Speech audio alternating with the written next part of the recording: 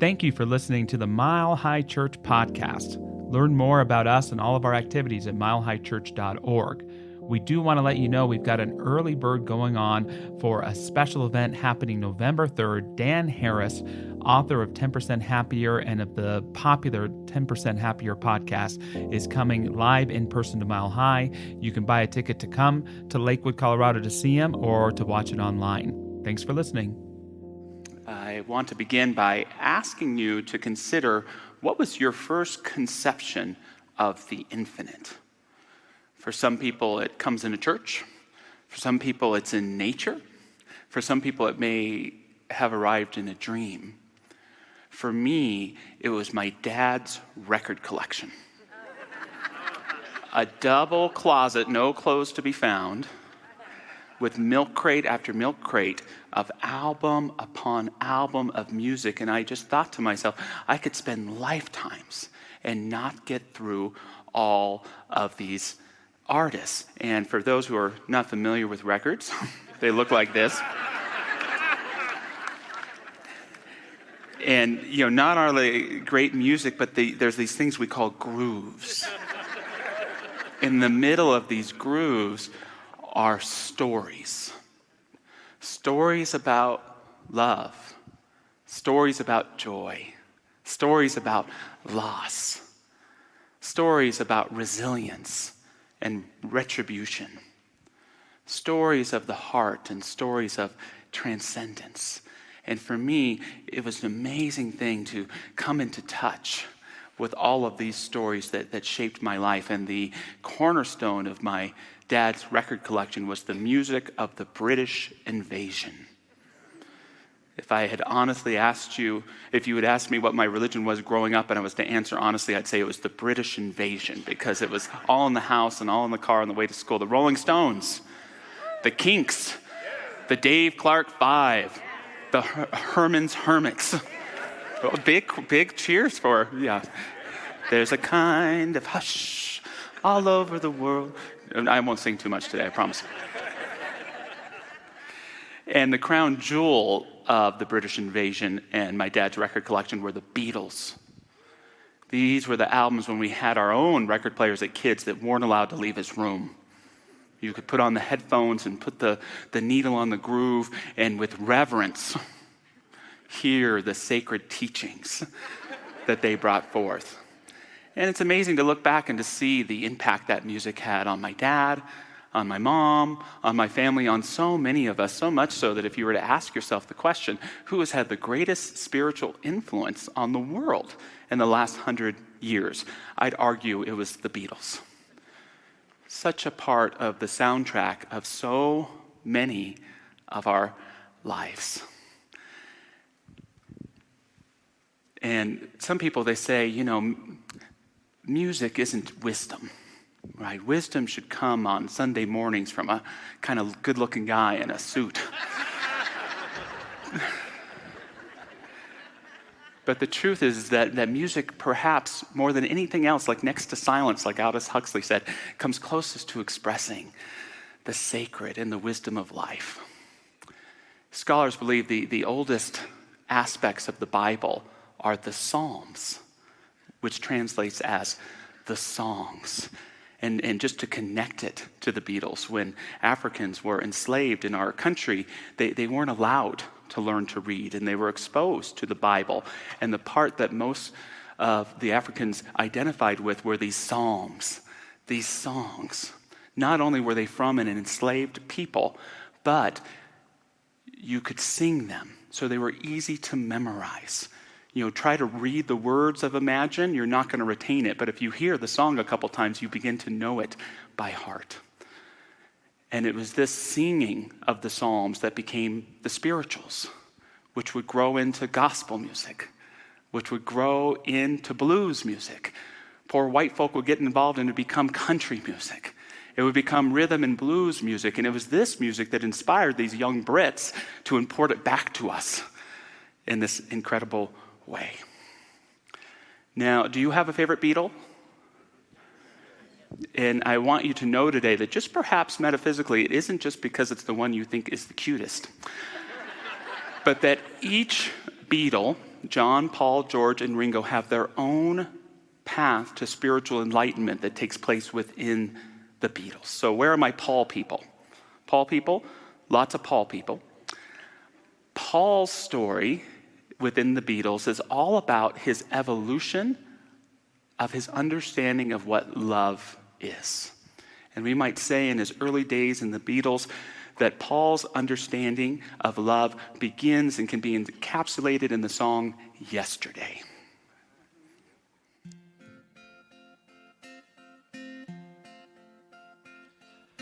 Yesterday, all my troubles seem so far away. Now it looks as though they're here to stay. Oh, I believe in yesterday.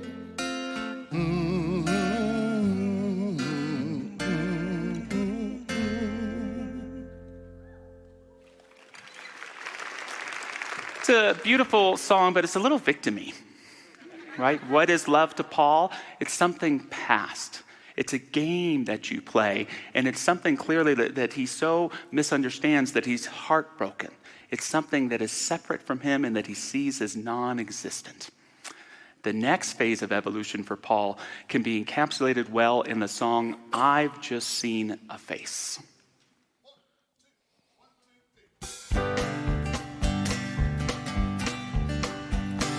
I've just seen a face, I can't forget the time or place when we first met. She is the girl for me, and I want all the world to see we've met.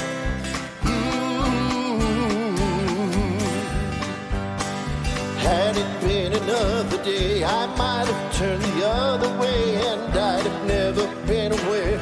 But as it is, I'll dream of her tonight. Die, die, die, die, die, die. Falling, yes, I am falling, and she keeps calling me back again. Falling, yes, I am falling, and she keeps calling me back again.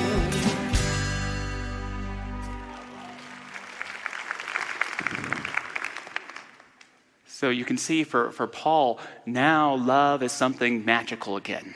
It's something enchanting. It's something that's calling him forward. And you can hear the lyrics, had it been another day, yesterday perhaps, I may have looked the other way and I may have never been aware, but as it is, I'll dream of her tonight. And so although love is still associated with the female form, it is now something that Paul has done the hard work in consciousness to be ready and prepared for.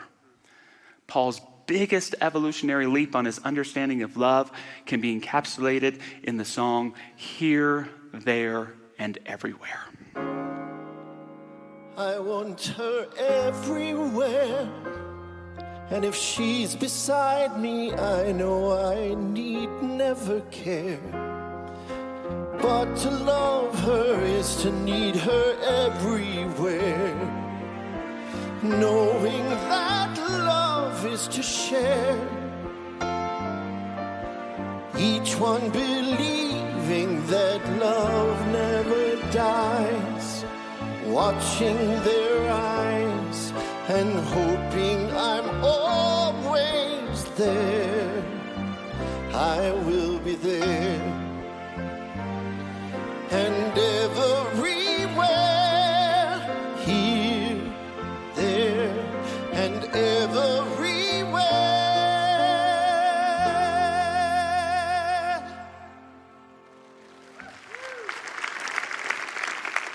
Paul's opening line, to lead a better life, I need my love to be here. Love isn't past, love isn't future. Love is here, there, and everywhere. Love isn't person, love is presence. And we live, move, and have our being in this love that is here, there, and everywhere if we are willing to be conscious and to have a transparent heart that can give and receive it. Paul's final evolution of his understanding of love comes in the song Let It Be, where love has taken the form of the divine mother, which whispers words of wisdom to him in times of trouble.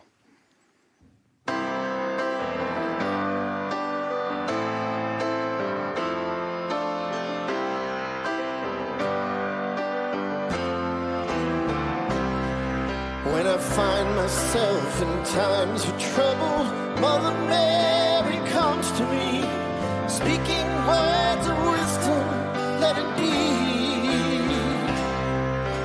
And in my hour of darkness, she is standing right in front of me, speaking words of wisdom, let it be.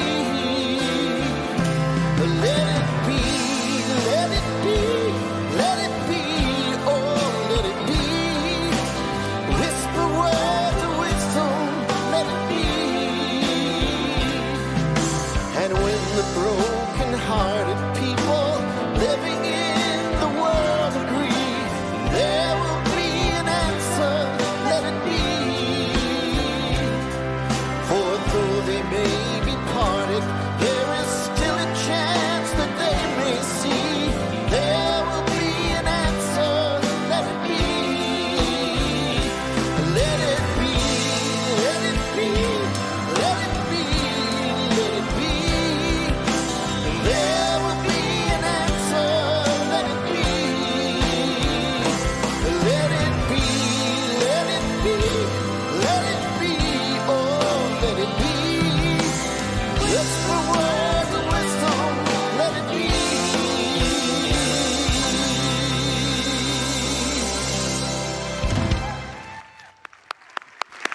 Mile High Band, everybody. So where are my John fans? John, you see, you're a complicated bunch because, you see, John is a split personality. And his path through the Beatles is all about what Carl Jung referred to as individuation, the joining of the opposites. Paul can be understood in singles, but to understand John, you need whole albums. On the same album in which he croons the most beautiful song ever written in my mind, in my life, is a song called Run for Your Life. On the same album where he talks about starting a revolution, he talks about being so tired and how he even wants to hang his rock and roll. He's so upset. But he keeps working. He keeps bringing together these opposites until he comes together. George fans, George's path through the Beatles is all about finding your own voice. Imagine that, being a young songwriter, and you have to show your songs to Lennon and McCartney, the greatest songwriters of all time, to get included in an album. And what George did secretly is he began focusing and devoting his songs to God. That little darling, and here comes the sun, that's the divine. That's something in the way she moves, that's divinity. And it's only fitting that it's in his solo career that he addresses God plainly and has his masterpiece, My Sweet Lord. My Sweet Lord. And Ringo people, the rare Ringo person, I need a little bit of an out on this one. But Ringo, honestly, to me, he's all of us along for the ride. He's this humble, talented presence. And it's important to understand that the Beatles' success does not begin until Ringo enters the band. And it's his energy and his willingness to go along that helps hold all of these interesting presences together along the way. So without further ado this morning, the Beatles' 10 Commandments. Commandment 1, can't buy me love. The Beatles' first commandment is a warning against spiritual materialism. We see it more and more every day where products offer us qualities of being. This soft drink will bring you peace of mind. This pill will finally make you happy. This car will give you the freedom that you've been looking for. Now, the Beatles all liked nice things. However, the rule of thumb is this: don't get anything in your life to give you a quality until you can represent it and recognize it within yourself. Because if not, you will continue to separate yourself further and further from it. Because you can't buy yourself love. You can only identify and through the currency of your heart, share and multiply it in your life. Commandment 2, think for yourself.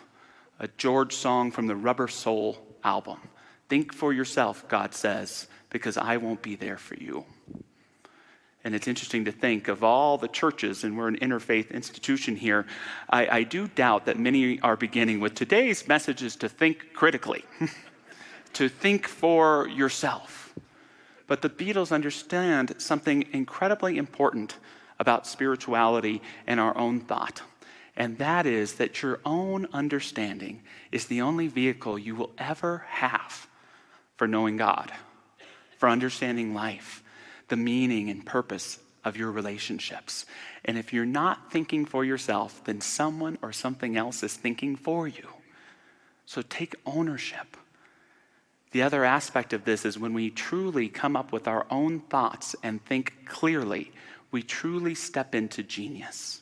As Emerson said in his Self-Reliance, to believe your own thought, to believe that what is true for you in your private heart is true for all people, that is genius. Speak your latent conviction, and that shall be the universal sense, for the inmost in due time becomes the outmost. Commandment 3, tomorrow never knows. The Beatles were fans of malapropisms. And Ringo wrote this malapropism, and the saying was probably initially tomorrow only knows, but Ringo made it tomorrow never knows and touched upon one of the most important understandings in spirituality, that there is no knowing in the past.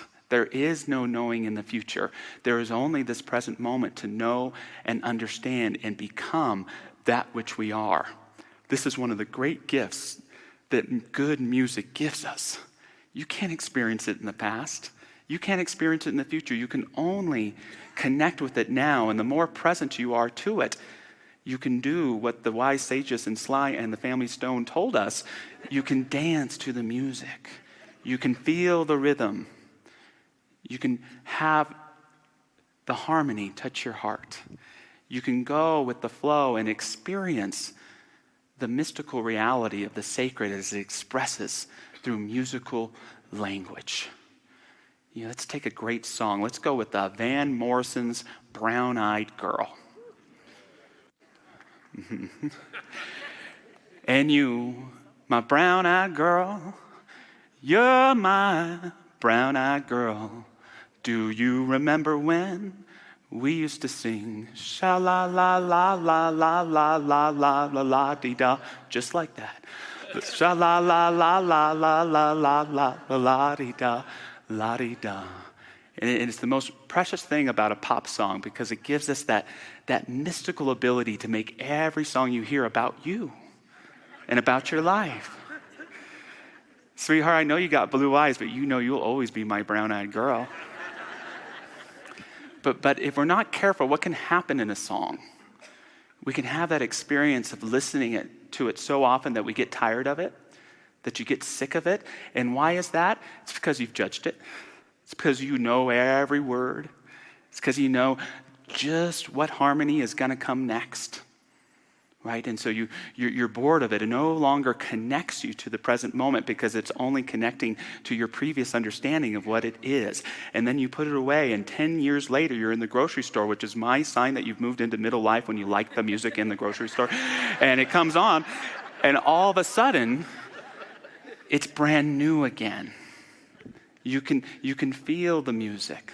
You can connect with the harmony, and you can again experience the gift of that song. How many of us live our lives sick of it, tired of it, defining it, so sure about what's going to come each day? If we could only let it go and know that tomorrow never knows and bring ourselves present, we can connect with that spiritual power of the music of our hearts and our lives. Commandment 4, nothing is real and nothing to get hung about. From Strawberry Fields Forever, the Beatles begin to dive into psychedelia and help inspire and become part of a counterculture. And yet what they're really doing is explaining to us that this reality you think is so real, these problems in your life that are so central, that person who just so deserves a piece of your mind and is so in the way of you achieving your goals, not that there's not reality to it, but it's just one minuscule part of reality. It's nothing to get hung up about. In fact, when you cease being hung up about it, all of the other realities that are available to you become clear.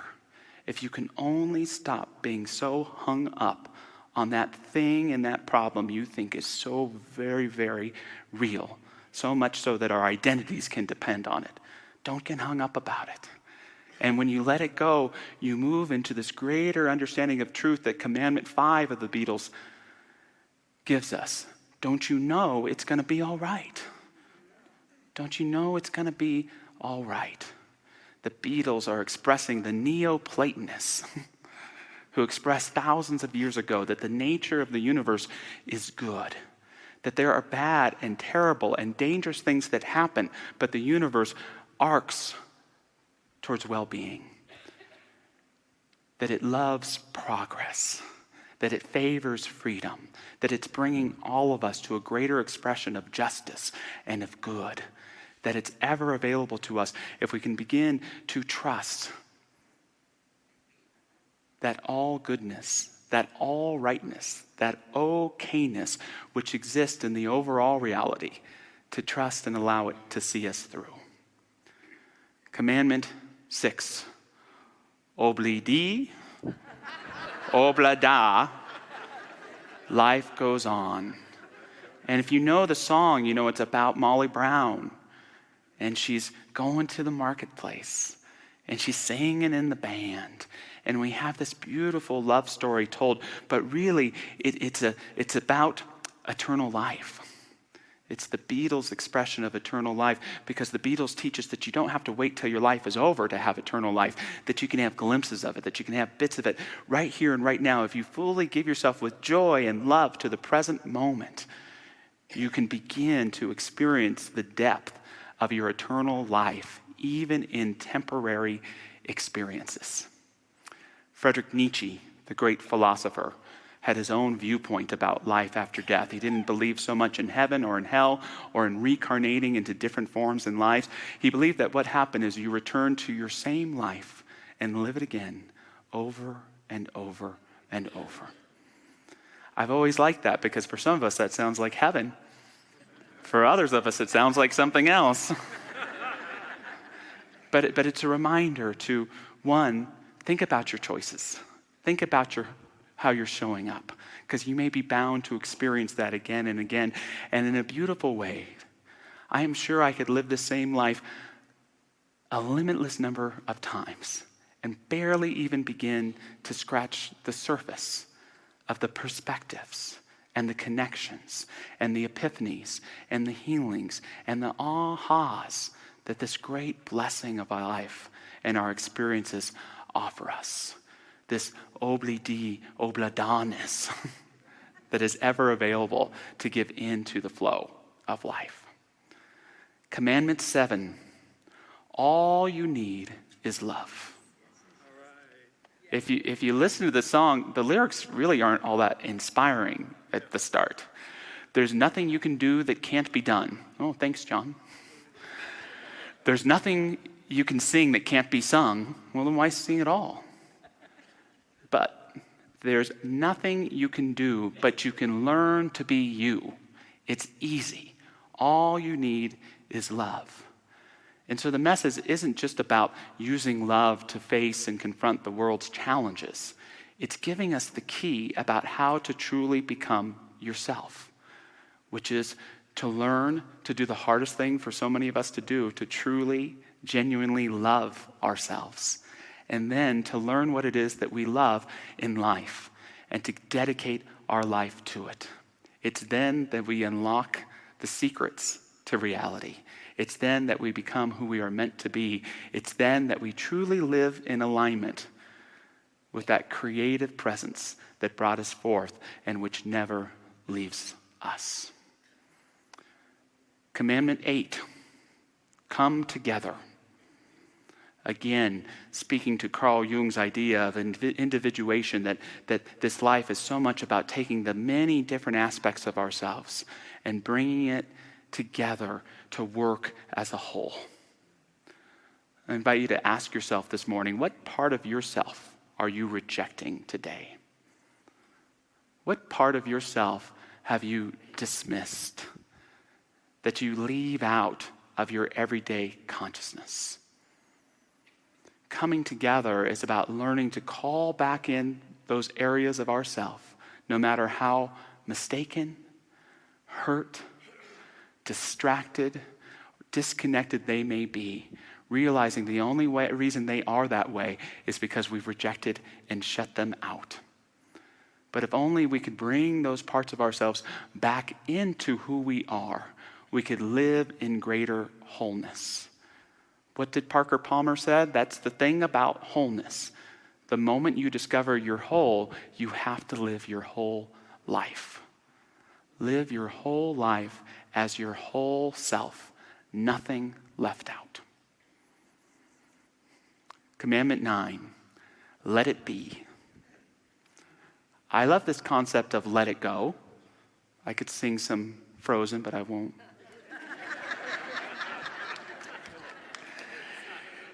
But let it go assumes, let something go and see if it comes back to you. Let it go and forget about it. Let it go and just let it be what it's going to be and move on with your life. I like let it be much better because it speaks this idea of letting something become. This relationship, I'm going to stop meddling in it.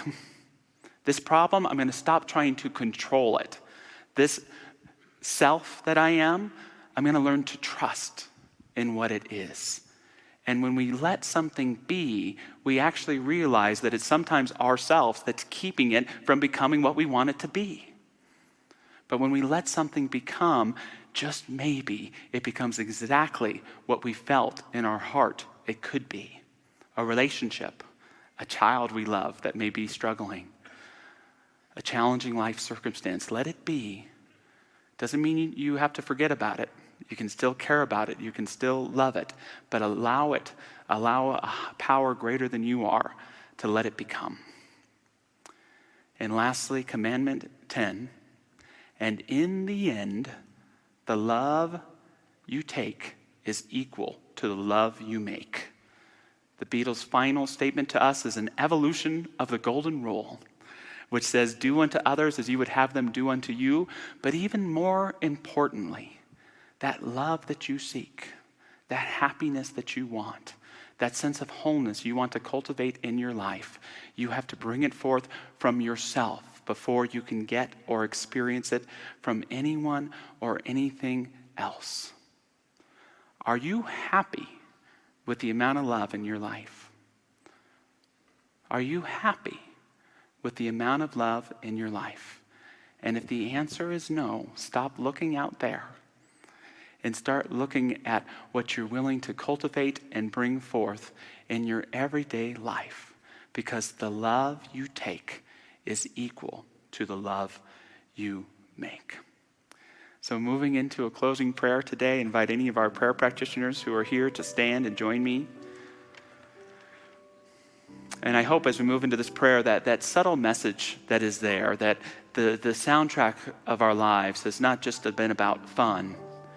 It's been about teaching us how to live, not just through the wisdom of understanding, but through the wisdom of rhythm and harmony and dance and flow. Think about those songs that perhaps showed up in your life just at the right time to help you through an experience or through your growth and understanding. Think about, with reverence, that music that has helped make you you and has provided a backdrop and a sanctuary in which to experience life's highs and lows. May we celebrate the music that we've experienced through synchronicity, through friendships, and through celebrations, and even moments of grief. But let us also listen closely for the rhythm of God's life in our own heart, and where it may be calling us to come forward with a greater instrument to understand and embrace a greater way of being that results in deeper healing, forgiveness, love, and connection, and an unconditioned joy that allows us to indeed dance to the music, because in the music is freedom, in it is wisdom, in it is the soul of our body and the body of our souls. Holding this music in our heart, we allow it to sing and let it be. And so it is. Thanks for listening to the Mile High Church podcast. This podcast is made possible by the generous contributions from listeners like you. To make a donation, please visit milehighchurch.org.